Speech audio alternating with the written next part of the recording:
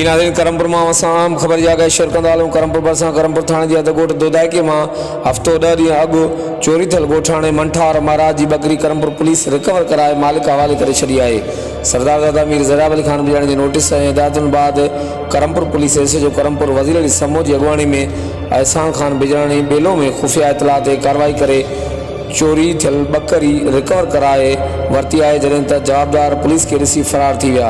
SHO Karampur वज़ीर अली समूह recover करायल बकरी मालिक मंठार महाराज हवाले करे छॾी।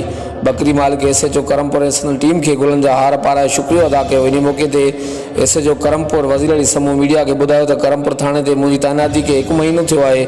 मुंहिंजी तैनाती जे दौरान इहा हिक ई चोरी जी वारदात थी जेका चोरी थियल बकरी रिकवर कराई आहे। उन चयो त करमपुर पुलिस इलाइक़े में अमन अमान के बहाल करण में ॾींहों राति अलर्ट आहे ऐं उमेद आहे त अमन अमान जो माहौल बरक़रार रहंदो। हर वक़्तु आगाह लाइ ॾिसंदा रहो जेटी वेब न्यूज़ करमपुर।